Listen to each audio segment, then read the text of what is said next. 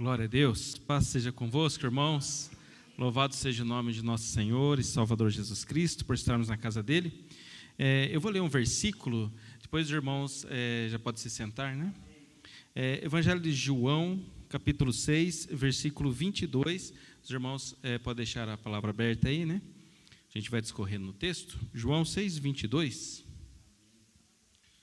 No dia seguinte, a multidão que ficara do outro lado do mar notou que ali não havia senão um pequeno barco e que Jesus não embarcara nele com seus discípulos, tendo este partido só. Você pode sentar, irmãos? Glória a Deus.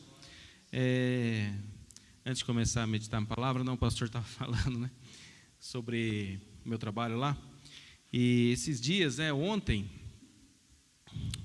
segunda-feira, um companheiro meu não foi trabalhar, né, ele estava de licença, e entrou uma pessoa para ajudar eu, né, que ela não trabalha ali na cozinha, né, mas é uma moça, né, e ela não, atualmente ela está também sem frequentar nenhuma igreja, mas ela já foi, né, da igreja. E depois era umas 11h30, a gente lavando lá, que tem de louça lá, nossa.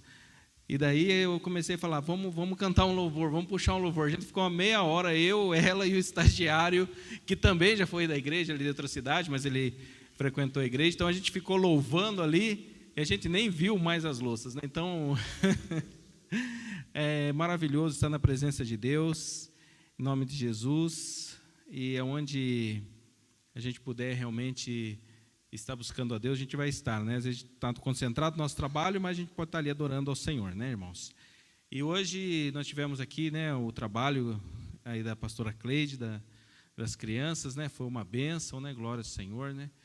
E até estava comentando com a pastora, né, que a gente não vê a hora passar, né? Eu até falei, nossa, na hora que eu olhei no relógio era 4h30, passa muito rápido, né? Você não vê a hora passar, e foi uma bênção, né, do Senhor, né? Porque tudo isso fica marcado na vida da criança, né? Eu, quando eu era criança, tinha uma senhora da Igreja Batista, ali na vila onde a gente morava, que ela reunia as pessoas, as crianças na garagem da casa dela, sabe? Na garagem da casa dela. E daí tinha uma irmã da igreja, ficava junto com ela, mostrando um livro assim ilustrado da Bíblia, né?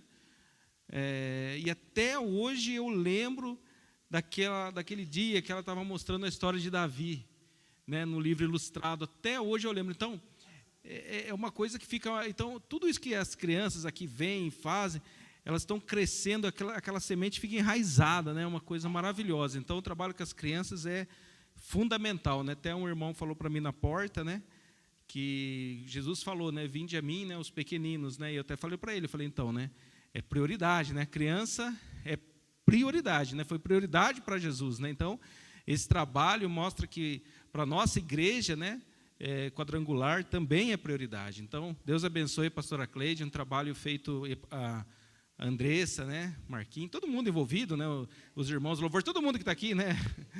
E porque foi um trabalho feito com amor, né? A gente vê o amor, dedicação. Glória a Deus, foi uma bênção, em nome de Jesus, né, irmãos? Bem, então vamos aqui, né, irmãos, agora, vamos lá.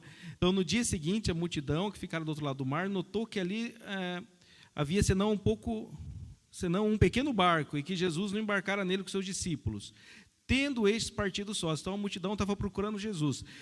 O versículo 23. Hoje não vai dar para ler porque é da bexiga. Entretanto, outros barquinhos chegaram de Tiberíades, perto do lugar onde comeram o pão, tendo o Senhor dado graças. Quando, pois, viu a multidão que Jesus não estava ali, nem seus discípulos, tomaram os barcos e partiram para Cafarnaum à sua procura. Tendo encontrado no outro lado do mar, lhe perguntaram, mestre, quando chegaste aqui? Então você veja, irmãos, olha que multidão piedosa. A multidão estava atrás de Jesus, né, procurando Jesus. Olha que bênção, né? Só que não. Parecia uma multidão piedosa, mas Jesus conhece as intenções do coração. E aquela multidão, de fato, ela não estava procurando Jesus. Olha o versículo 26. Respondeu-lhe Jesus, em verdade vos digo, em verdade vos digo, vós me procurais, não porque vistes sinais, mas porque comestes dos pães e vos fartastes. Olha só, aquela multidão, ela havia participado do milagre da multiplicação dos pães. Nesse milagre da multiplicação dos pães, todos haviam comido e se fartado. Mas aquela multidão, agora que havia se maravilhado ali com Jesus, porque eles haviam ficado 3 dias com Jesus, e Jesus não queria despedir aquela multidão, porque o Senhor Jesus, ele se preocupa com o nosso ser, assim, com a nossa vida em todas as áreas, né? E ele disse, se eu despedir essa multidão, eles vão desfalecer pelo caminho. E Jesus fez o milagre da multiplicação dos pães. Só que daí, muitos daquela multidão focaram no quê? No pão, que eles comeram e se fartaram. Então o que eles pensaram? Vamos atrás de Jesus, porque nós vamos ouvi-lo e novamente ele vai fazer o milagre aqui da multiplicação dos pães. Então Jesus contemplou o coração deles e sabia que eles estavam à procura dele, mas visando agora simplesmente a alimentação física, né? Então, irmãos, você veja bem, Jesus, ele contemplou o coração deles, né? Jesus contempla o nosso coração. Ele sabe que nós podemos já até ter buscado ao Senhor no início da nossa vida cristã, querendo alguma bênção. Mas se nós ficamos com o Senhor, mesmo depois da gente ter recebido a bênção, é porque a gente viu que a maior bênção é a presença de Deus, é a presença do Senhor. Agora, existem muitas pessoas, infelizmente, que elas ou abandonam a Deus depois que recebem a bênção, ou elas falam assim, não, Jesus não me deu aquilo que eu queria, no tempo que eu queria, na hora que eu queria, então eu já não vou mais buscá-lo. Ou seja, a pessoa, ela está focada somente no passageiro. Com Jesus, nós temos que estar focado no eterno. Por isso que Jesus disse no versículo 27, trabalhai não pela comida que perece, mas pela que subsiste para a vida eterna, a qual o Filho do Homem vos dará, porque Deus, o Pai, confirmou com o seu selo. Irmãos, trabalhai não pela comida que perece, mas pela que subsiste para a vida eterna. Ou seja, a nossa vida não pode ela se limitar apenas às nossas demandas materiais, aqui, a nossa subsistência, e acabou. Não, a nossa vida, em primeiro lugar, o reino de Deus. E o Senhor, ele vai nos dar subsistência, ele vai nos dar o que a gente necessita, e por fim o reino de Deus. Essa é a nossa fé, a nossa convicção. E Deus abençoe também quem está acompanhando pela live, em nome do Senhor Jesus. Irmãos, agora veja bem, a comida espiritual é você ler a palavra de Deus, é você vir à igreja, é você ter um momento de oração, ter um momento de adoração. Isso é se alimentar espiritualmente, né? Todo dia eu faço a minha alimentação espiritual. Além dos meus compromissos com a igreja, eu tenho meu compromisso também na minha casa, da minha leitura com a palavra de Deus, porque é o alimento para o nosso espírito. Nós não podemos deixar de alimentar o nosso espírito, porque o nosso corpo físico, ele necessita do alimento físico, e o nosso espírito também. E o que acontece com muitas pessoas, né, que às vezes elas até ouvem a palavra de Deus, mas elas assim, parece que não acontece nada, né? A pessoa ouviu, entrou por um ouvido e saiu pelo outro. Por quê? Porque o espírito está miserável, o espírito está raquítico. Então a palavra de Deus é que nem uma pessoa que se ela estiver subnutrida, um alimento que você vai dar para ela naquele momento não vai resolver a questão, né? Vai mantê-la ali e tal, mas para que ela saia da subnutrição é preciso até um trabalho assim, dando alimento certinho, até que o corpo possa, né, ter novamente assim as condições de alimento sólido e assim tal. E assim também espiritualmente, mas muitas pessoas infelizmente não têm paciência e elas continuam se alimentando com o que o mundo oferece, e o que o mundo oferece alimenta também a carne, mas o espírito vai ficando miserável. Então, irmãos, nós temos que combater tudo isso dentro de nós, porque se essa pessoa é miserável espiritualmente, ela não veio de Marte, ela é uma pessoa como nós. Então nós também corremos esse risco, e também a gente era. Então a gente tem que estar vigiando, como Jesus falou, para a gente se manter no espírito, para a gente não cair no caminho da carne e ficar miserável espiritualmente. A maior miserabilidade que existe é espiritual, né? E a gente vê isso na passagem do rico e Lázaro, né? Muita gente até questiona essa passagem, né? Assim, não aceita muito, tal, né? Nossa, mas o mendigo foi para o céu porque ele era mendigo? Não, ele não foi para o céu porque ele era mendigo. Ele foi para o céu porque ele, com certeza, clamou a Deus. Jesus deu esse exemplo. Ele não foi para o céu porque ele era mendigo, e o outro não foi para o inferno porque ele era rico, né? Não é isso. Mas era porque aquele rico, ele era completamente egoísta, né? E quando o Senhor colocou aquele homem na porta dele para ele poder ajudar, ele preferiu tratar aquele homem que nem cachorro. Então era uma pessoa completamente egoísta. E daí, quando aquele homem morre e o mendigo morre, aí inverteu a situação. Daí quem ficou miserável foi o rico, e quem ficou bem foi o mendigo. Então, nós temos que pensar justamente isso no nosso fim, do outro lado da eternidade, não é? Porque aqui nessa terra, a maioria das pessoas ricas, milionárias hoje em dia, digo milionário, não tem empresário, tem tudo, mas muita gente é milionário porque vive na perversidade. Como o mundo é perverso, então quem canta perversidade, quem fala de perversidade, está aí, está milionário. Só que se não se arrepender e terminar a sua vida assim, do outro lado vai viver pior que mendigo, porque se o mendigo bater na porta da sua casa, pedir um copo d'água, você vai levar na hora. E do outro lado, o rico pedia uma gotinha d'água para ele, e Abraão falou, a gente não pode passar do outro lado, né? Então, ou seja, nem uma gota d'água a pessoa podia receber. Ou seja, vivia pior que o mendigo. Então, irmãos, a maior riqueza que a gente tem é viver com Deus. A maior riqueza que a gente tem. É a única vida que vai continuar, é a nossa. Então, irmãos, vamos continuar o quê? Trabalhando pela comida que subsiste para a vida eterna. E nós estamos fazendo isso, em nome do Senhor Jesus. Não é? Glória a Deus que nós estamos fazendo isto. Daí, no versículo 28, diz assim: dirigiram-se, pois, a ele, perguntando, que faremos para realizar as obras de Deus? Olha que interessante. Daí no versículo 29, Jesus fala, respondeu-lhe Jesus, a obra de Deus é esta, que creiais naquele que por ele foi enviado. Esta é a obra de Deus, é crer em Jesus Cristo, é crer em Jesus Cristo.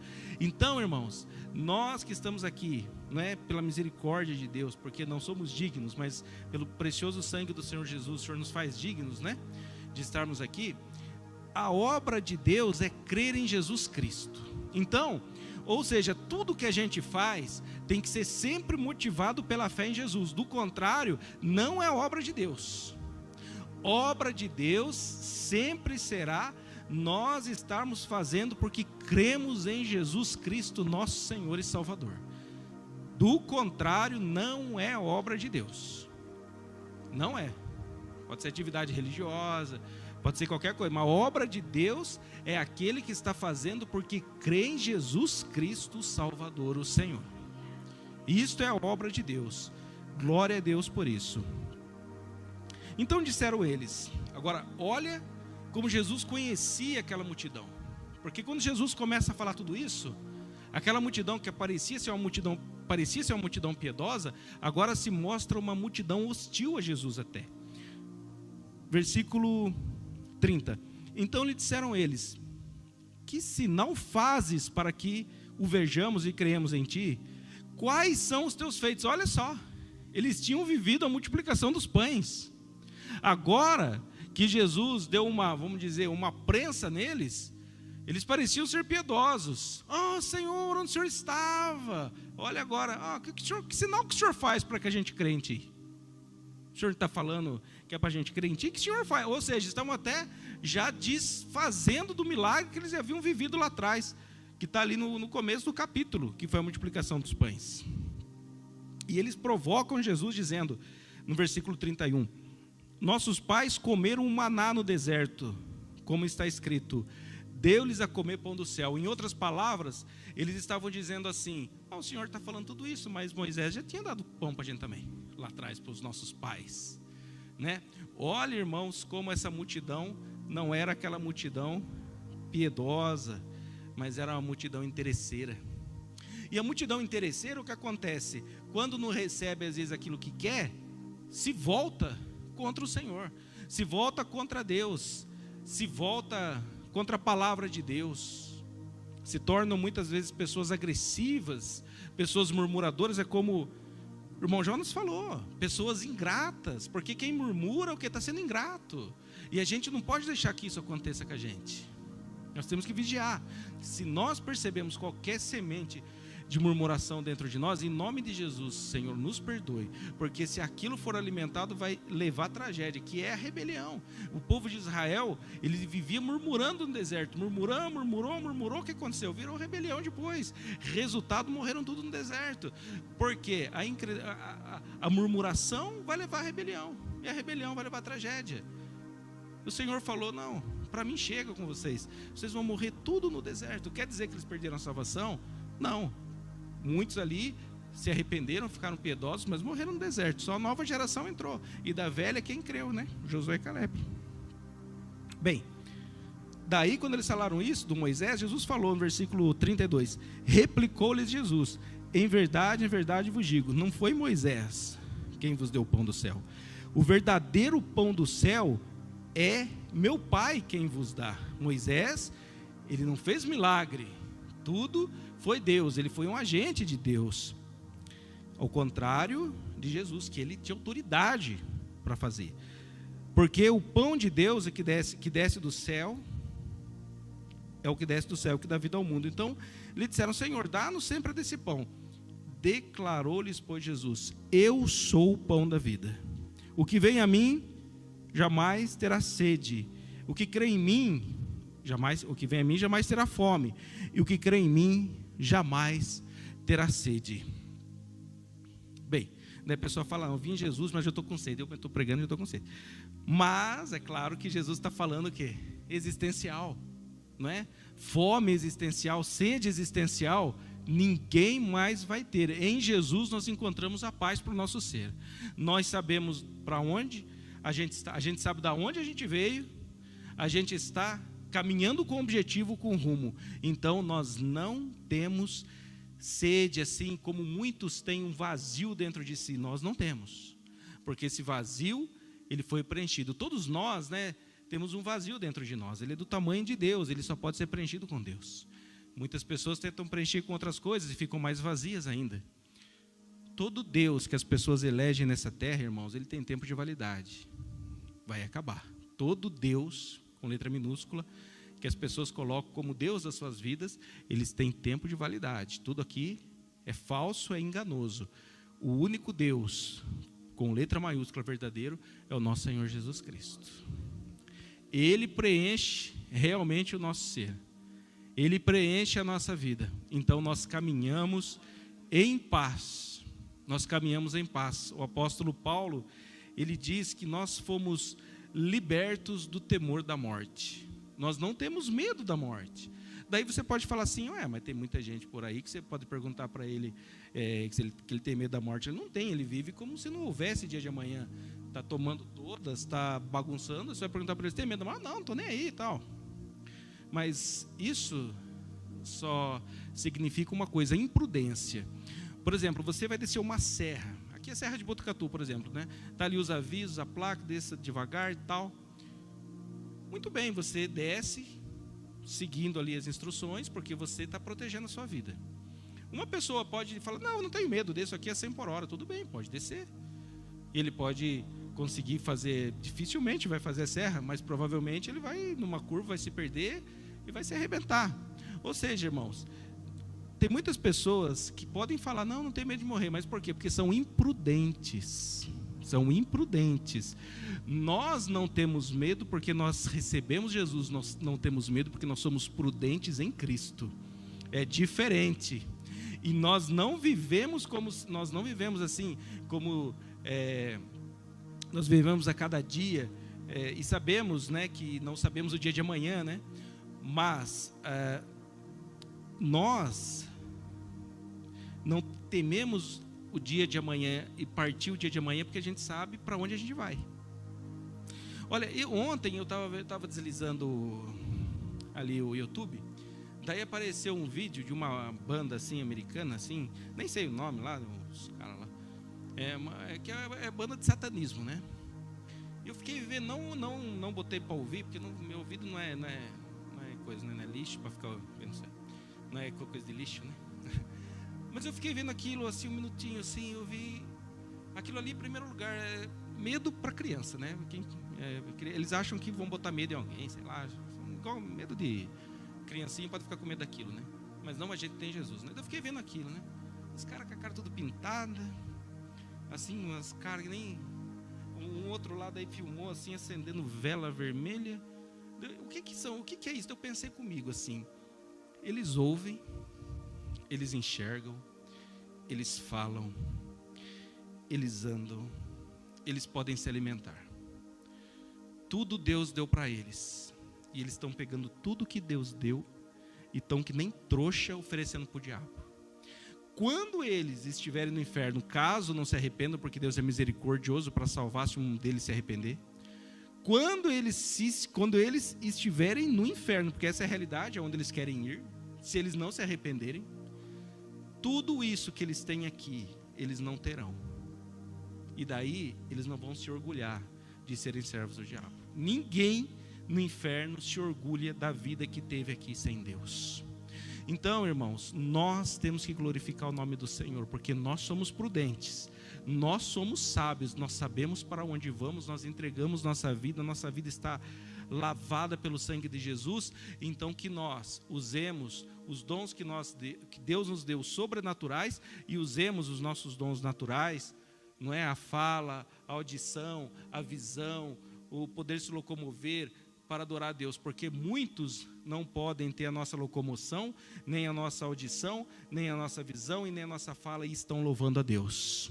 Então, é algo assim, eu fico muito triste, né, de ver pessoas que têm tudo isso e estão oferecendo isso para o maligno. Quão tolos são, quão tolos são. Se eles pudessem acabar com Deus, eles acabavam. Deus pode acabar com eles e não acaba, porque Deus é longânimo e misericordioso. Continuando, irmãos.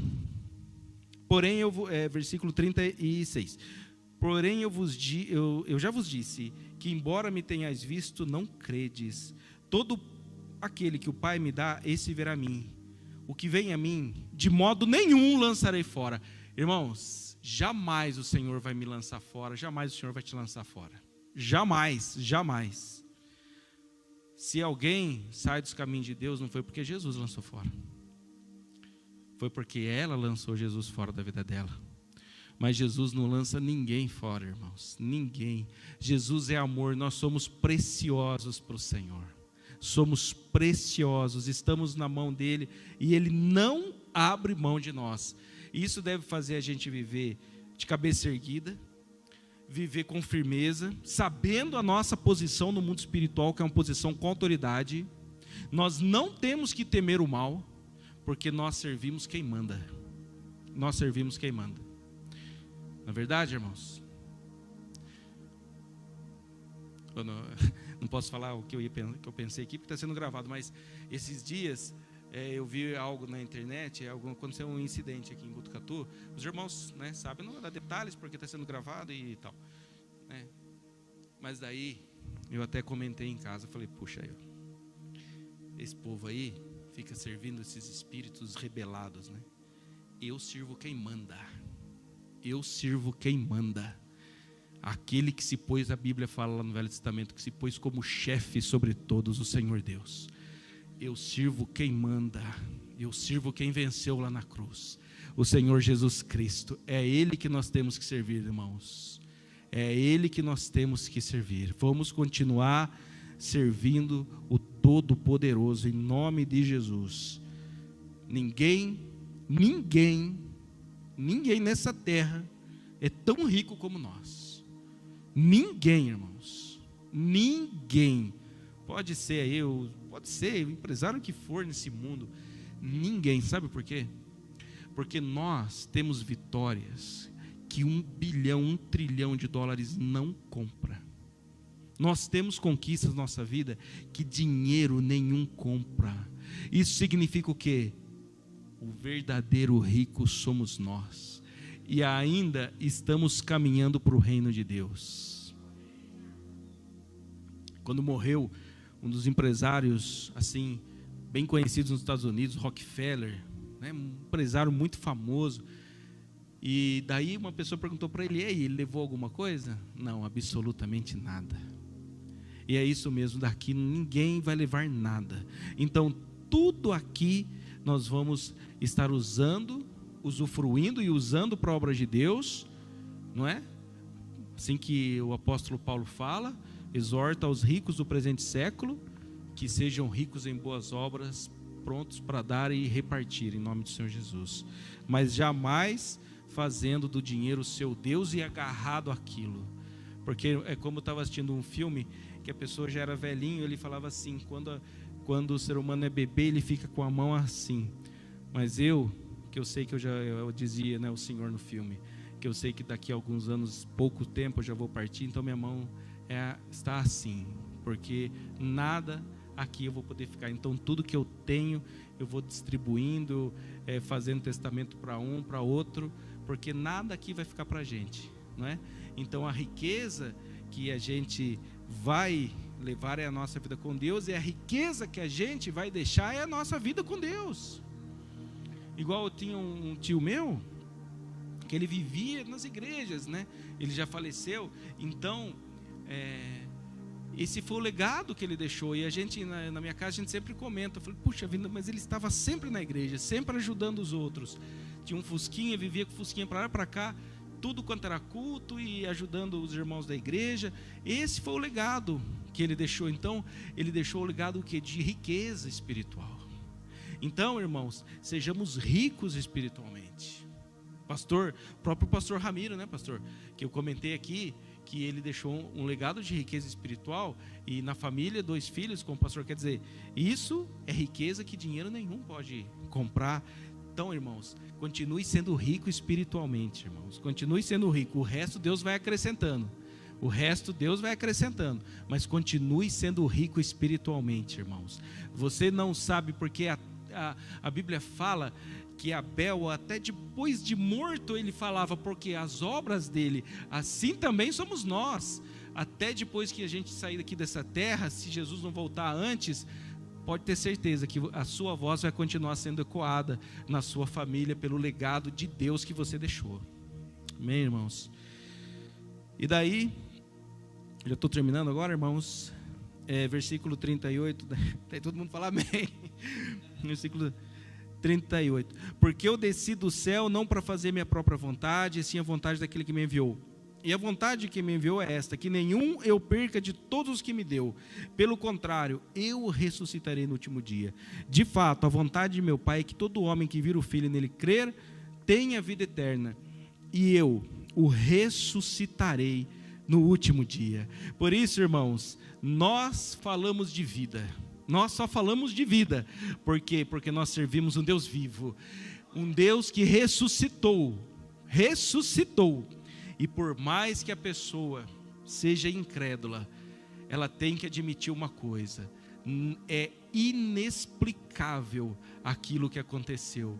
Como que uma pessoa que morreu, que foi morta por um império romano, 300 anos depois, esse mesmo império coloca agora Jesus como seu Deus. Isto, irmãos, mesmo que a pessoa seja cética, é inexplicável. Mas por que tudo isso? Porque Jesus ressuscitou. E ele disse que ele era ali naquele momento, junto com os discípulos, como um grão de mostarda, mas queria crescer aquela árvore. E até hoje essa árvore está aí, que é o evangelho sendo pregado no mundo todo. Porque aquilo que Jesus fala se realiza, porque ele ressuscitou. Então, o desejo dele também é que nós estejamos com ele no reino dele. Então vamos permanecer firme, vamos permanecer adorando ao Senhor, não é? Não vamos desistir da nossa caminhada jamais, porque ele nos fortalece a cada dia, ele tem misericórdia de nós, e todos nós estamos aqui porque ele é misericordioso. Amém, irmãos? Eu agradeço a oportunidade em nome de Jesus.